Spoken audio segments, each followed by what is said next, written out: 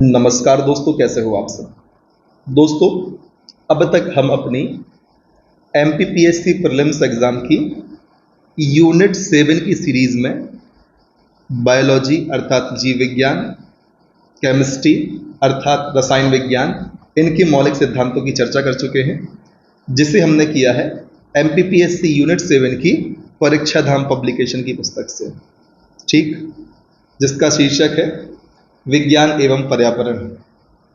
इस वीडियो से हमें शुरुआत करनी है भौतिक विज्ञान या फिजिक्स के फंडामेंटल जो कॉन्सेप्ट्स हैं उनसे। ठीक, काफ़ी सारे विद्यार्थी कह रहे हैं कि सर जितनी भी यूनिट आपने कराई हुई है उनकी आप एक सभी वीडियो को जोड़कर मैराथन वीडियो बना दें। दोस्तों, ऐसा अब संभव नहीं हो पाएगा। मैंने एमपी जीके की सीरीज में मैराथन वीडियो बनाया था, तो मैं आपको बता दूं उस समय जो मैं वीडियो क्वालिटी रखता था अधिकतम 480 पिक्सल रखता था, अब मैं 1080 पिक्सल रखने लगा हूँ। इससे अंतर क्या पड़ गया, जिस डिवाइस में मैं वीडियो रिकॉर्ड करता हूँ उसकी इतनी मेमोरी नहीं होती, तो काफ़ी सारे वीडियो को एक साथ मर्ज करने में सक्षम हो पाए। और ये बड़े बड़े वीडियो बनते हैं 1080 पिक्सल वाले, तो ये कारण है कि मैराथन वीडियो मैं नहीं बना पा रहा। ठीक है, तो आप कहेंगे सर मेमोरी कार्ड लगा लें। दोस्तों, मैंने बहुत बड़ा मेमोरी कार्ड भी अपने डिवाइस में लगाया, लेकिन मेमोरी कार्ड से वो डाटा फैच नहीं करता। समस्या यहाँ पर आती है। तो मैराथन वीडियो की डिमांड करने के स्थान पर आप प्ले लिस्ट का सहारा ले सकते हैं। प्ले लिस्ट में लाइन से मैं वीडियोस को अरेंज कर देता हूँ। यदि आप पहला वीडियो क्लिक करते हैं, प्ले करते हैं, दूसरा, तीसरा, चौथा, पांचवा, अंत तक वो चली जाती है सीरीज। ठीक, उसका सहारा लेकर आप मैराथन जैसा ही आनंद ले सकते हैं। ठीक है, हमें चर्चा क्या क्या करनी होगी भौतिक विज्ञान के अंतर्गत। सबसे पहले हम एक ओवरव्यू ले लेते हैं।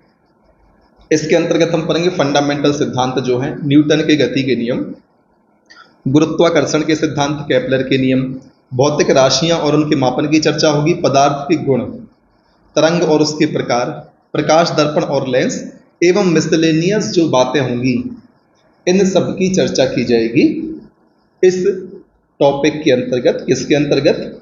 भौतिक विज्ञान के मौलिक सिद्धांत के अंतर्गत। तो चलिए शुरुआत करते हैं पहले सिद्धांत से, जिसे हम कहते हैं महाविस्फोटक सिद्धांत या बिग बैंग थ्योरी। आपने इसका नाम जरूर सुना होगा, तैयारी के दरमियान भी सुना होगा, और जब आप स्कूल में हो रहे होंगे तब भी आपने बिग बैंग थ्योरी का नाम सुना होगा। प्रतिपादन किसने किया? तो प्रतिपादन किया है जॉर्ज लेमेंतेयर ने। ठीक, और संपूर्ण व्याख्या किसने करी? संपूर्ण व्याख्या करी है रॉबर्ट बेगोनेर ने। इन दोनों नामों को आपको याद रखना है। सन यदि आप याद रखें तो ठीक है, वरना विज्ञान में सन याद करने की आवश्यकता नहीं होती। प्रतिपादन किया था जॉर्ज लेमेंतेयर ने 1927 में, और संपूर्ण व्याख्या 1929 में रॉबर्ट बेगोनेर ने की थी। सन उतने महत्वपूर्ण नहीं होते, फिर भी पूछ लिया तो एक अलग बात है, लेकिन हिस्ट्री के लिए सन रिजर्व करके रख लेते हैं। यदि आप इनको भी याद करेंगे तो मेमोरी सीमित है दिमाग की। यदि आपने इनको मेमोरी में अंदर किया तो कुछ काम की ज़्यादा महत्वपूर्ण चीज़ें बाहर निकल जाएंगी हिस्ट्री की। इसलिए हमें ज़्यादा महत्वपूर्ण चीज़ों पर ज़्यादा फोकस करना है। विज्ञान में सन उतने महत्वपूर्ण नहीं होते मेरे हिसाब से। एमपीपीएससी में इस प्रकार के सन से प्रश्न नहीं आया साइंस से रिलेटेड। हाँ, नोबेल पुरस्कार के संबंध में आ जाए, कब किसको मिला, किस सन में मिला था, तो ये एक अलग बात होती है। ठीक है, मैं यहाँ पर जिन सन की बात कर रहा हूँ उसको आपको ध्यान रखना है। ठीक है, अब ये सिद्धांत क्या है इसकी चर्चा कर लेते हैं। ये सिद्धांत कहता है कि यह जो ब्रह्मांड है अति सघन प्रोटॉन से छोटा था। इस छोटे से प्रोटॉन से ब्रह्मांड के अंदर एक महाविस्फोट हुआ, और यह विस्फोट इतना ऊर्जावान था कि अब तक इसका विस्तार जारी है। किसका विस्तार जारी है? ब्रह्मांड का विस्तार जारी है। क्लियर है? यहां पर क्या कहा कि जो ब्रह्मांड है वो अति सघन प्रोटॉन से भी छोटा सा था, लेकिन क्या हुआ, इस छोटे से प्रोटॉन से ब्रह्मांड के अंदर क्या हुआ, विस्फोट हुआ, और इसका एक्सपांशन होता जा रहा है जो अभी तक जारी है। इसका विस्तार होता जा रहा है जो अभी तक जारी है। यह सिद्धांत कौन सा है? बिग बैंग सिद्धांत है या महाविस्फोटक सिद्धांत है। उम्मीद है इतनी चीजें आपको क्लियर होंगी महाविस्फोटक सिद्धांत के बारे में। प्रतिपादन किया था जॉर्ज लेमेंतेयर ने, और संपूर्ण व्याख्या करी थी रॉबर्ट बेगोनेर ने। वेगनर भी पढ़ सकते हैं। उम्मीद है ये सारी चीजें क्लियर होंगी। दोस्तों, अब हमें चर्चा करनी है आर्किमिडीज के सिद्धांत की। दोस्तों बहुत ही बढ़िया सिद्धांत है, बस आप इसे समझें तो। यह क्या कहता है, जब कोई ठोस वस्तु किसी द्रव में डुबोई जाती है तो उस पर एक बल लगता है जो वस्तु द्वारा हटाए गए द्रव के भार के बराबर होता है। इस बल को उत्प्लावन बल कहते हैं और इस सिद्धांत को आर्किमिडीज का सिद्धांत कहते हैं। और एक चीज़ और दोस्तों मैं आपको बता दूं, जो यह बल लगता है वह ऊपर की ओर लगता है। वस्तु पानी में है तो वस्तु के ऊपर पानी के द्वारा जो बल लगेगा वो ऊपर की ओर लगेगा। ठीक, अब समझना क्या है, मान लीजिए यहां पर ये पानी भरा हुआ है। अब आपको दो एग्जाम्पल समझने हैं। अब इस पानी में हम एक लकड़ी का गुटका, एक टुकड़ा डाल देते हैं। ठीक, तो लकड़ी का टुकड़ा जितना पानी में डूबा होगा और उस स्थान पर जितना पानी था,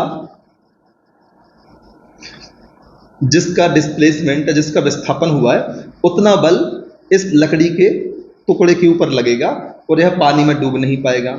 क्यों नहीं डूब पाएगा? क्योंकि लकड़ी का घनत्व पानी के घनत्व से कम है। यह बात यदि कोई लोहे का गोला हो या लोहे का कोई गुटका हो उस पर लागू नहीं होगा, क्योंकि लोहे का गुटका छोटा सा होगा और जब हम इसको पानी में डुबाएंगे तो इसका आकार छोटा होने के कारण वह उतने ही पानी को विस्थापित करेगा जितना इसका आकार होगा, लेकिन इसका घनत्व पानी के घनत्व से बहुत ज़्यादा होगा। उत्प्लावन बल इस पर लगेगा तो, लेकिन इसको रोक नहीं पाएगा, इसलिए यह डूब जाएगा नीचे। मैंने इतनी चीज़ें क्यों समझाई? क्योंकि आप कहते कि सर जब उत्प्लावन बल के कारण वस्तुएं पानी में तैर जाती हैं, जब ऊपर की ओर बल लगता है तो लोहे की चीज़ें क्यों डूब जाती है पानी में? ऐसा इसलिए क्योंकि उसका घनत्व पानी के घनत्व से ज़्यादा होता है। ठीक, डेंसिटी भी मैटर करती है। अब बात करते हैं इसके उपयोग की। जलयानों और पनडुब्बी के डिजाइन बनाने में दुग्ध मापी, जिसे हम लैक्टोमीटर कहते हैं, क्वेश्चन आएगा लैक्टोमीटर से किसका मापन करते हैं? दूध की शुद्धता का मापन करते हैं। तो आर्द्रता मापी से द्रवों का घनत्व ज्ञात करने में भी हम इसका उपयोग करते हैं। किसका उपयोग करते हैं? आर्किमिडीज सिद्धांत का उपयोग करते हैं। अब यदि हम बात करें आर्किमिडीज सिद्धांत या उत्प्लावन बल के उदाहरणों की, तो बर्फ का पानी में तैरना। बर्फ का घनत्व पानी के घनत्व से कम होता है, जिससे बर्फ पानी पर तैरती है। ठीक, लोहे की कील का पानी में डूबना। लोहे की कील का घनत्व पानी के घनत्व से ज़्यादा होता है, इसलिए कील का उत्प्लावन बल कम होता है, जिससे कील पानी में डूब जाती है। ठीक, जहाज का पानी में चलना, कॉक का पानी में तैरना। कॉक का घनत्व पानी के घनत्व से कम, इसलिए तैरती, जो कि मैंने बात आपको स्टार्टिंग में समझाई थी। ठीक है, अब समाचार के पन्नों से यदि हम बात करें तो वर्ष 2022 का भौतिक का नोबेल पुरस्कार royal Swedish academy of sciences द्वारा John F Clauser, Alain Aspect एवं एंटोन जिलिंगर को क्वांटम यांत्रिकी में इनके कार्य के लिए प्रदान किया गया। दोस्तों नोबेल प्राइज का मैंने जब 2022 के नोबेल प्राइज अनाउंस हुए थे उस समय मैंने एक नोबेल प्राइज को याद करने की ट्रिक के साथ वीडियो बनाया था, जिसमें मैंने आपको बहुत ही आसानी से सारे नोबेल प्राइज याद करवाए थे। यदि आपने उस वीडियो को नहीं देखा और आपको ये नोबेल प्राइज याद नहीं है तो आप उस वीडियो को देख सकते हैं। यदि आपको याद है तो फिर ट्रिक का कोई महत्व नहीं रह जाएगा, क्योंकि आपको पहले से याद है और वही चीज़ उसमें बताई गई है। यदि याद नहीं है तो उस वीडियो को आप देखें, खोजे चैनल में कहाँ पर है, और उसको देखकर आप आसानी से इन्हें याद कर लें। ठीक, फिर बारी आते हैं न्यूटन के गति के नियम की। किसने दिए? सर आइजैक न्यूटन ने सबसे पहले 1687 में अपनी पुस्तक प्रिंसिपिया में गति के नियमों को प्रतिपादित किया था, जिन्हें न्यूटन के नियम कहा गया। सबसे पहले ध्यान रखें, प्रिंसिपिया क्या है ये? सर आइजैक न्यूटन की पुस्तक है, इसी में दिए गए हैं, या इन्हीं में वर्णन है इनके गति के नियम, जिन्हें कहते हैं न्यूटन के नियम।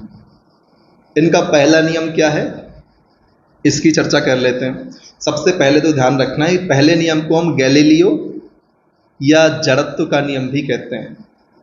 इस नियम में लिखा क्या है, अब उसकी चर्चा कर लेते हैं। इसमें कहा गया है कि कोई भी वस्तु अपनी स्थिर अवस्था या समान गति की अवस्था में तब तक बनी रहेगी जब तक इस पर कोई बाह्य बल ना लगाया जाए।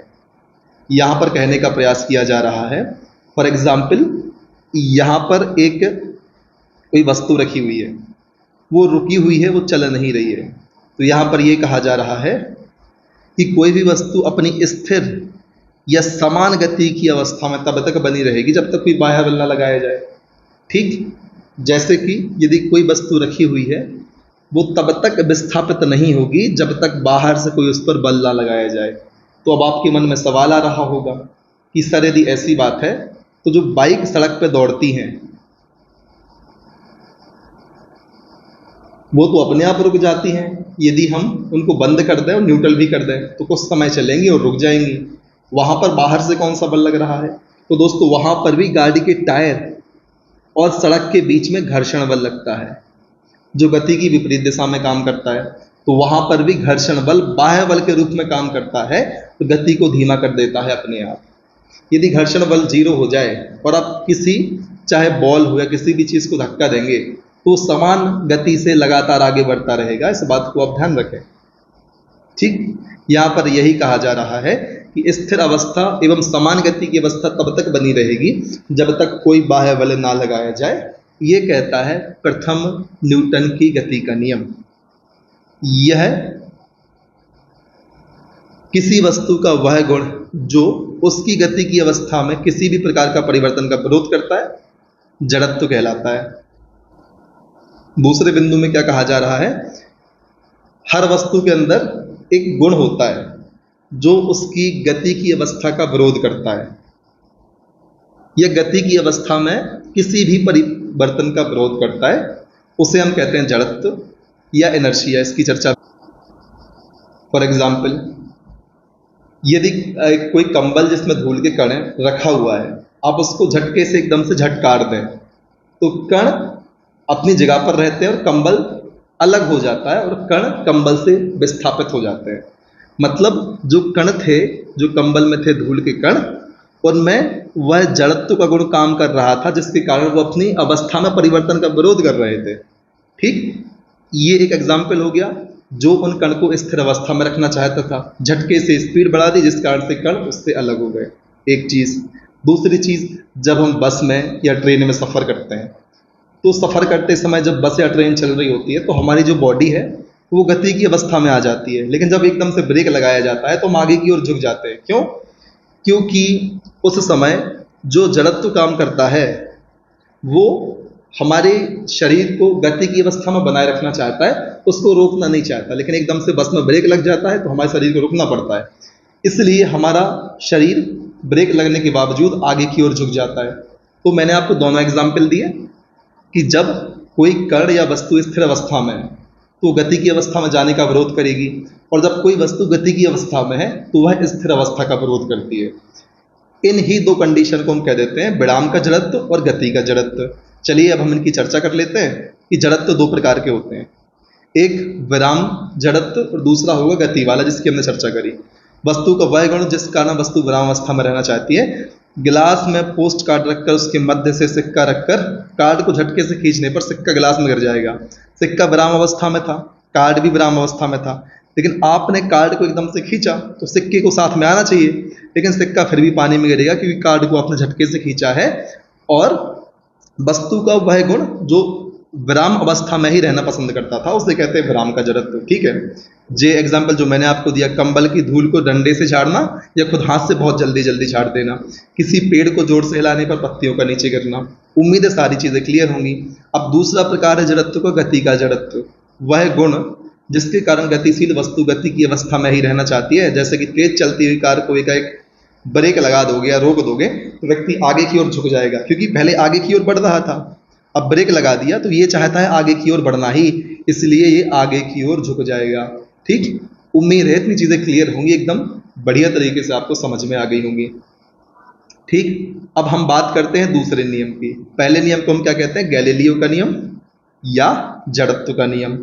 इसमें वही चीज होती है कि स्थिर वस्तु स्थिर अवस्था में, गतिमान वस्तु गतिमान अवस्था में तब तक बनी रहेगी जब तक कोई बाह्य बल उस पर नहीं लगाया जाएगा। इसको ध्यान रख लेना, कंफ्यूज नहीं होना आपको। अब चर्चा करते हैं दूसरे नियम की, न्यूटन की गति का दूसरा नियम। इसमें कहा गया किसी वस्तु के संवेग p में परिवर्तन की दर संवेग को p से दर्शाते हैं, उस वस्तु पर आरोपित बल के समानुपाती होती है। संवेग में परिवर्तन की दर आरोपित बल के समानुपाती होती है। संवेग बराबर होता है mv। ठीक, अब संवेग में परिवर्तन हो रहा है, मतलब जो संवेग में परिवर्तन कैसे होगा, द्रव्यमान तो स्थिर रहेगा, परिवर्तन तो m द्रव्यमान है और v वेग है। संवेग में परिवर्तन वेग के माध्यम से होगा, और जब वेग में परिवर्तन होगा तो पहले वेग होगा मान लो m1 mv1, बाद में वेग हो गया mv2, इसे ही तो हम कहेंगे संवेग परिवर्तन।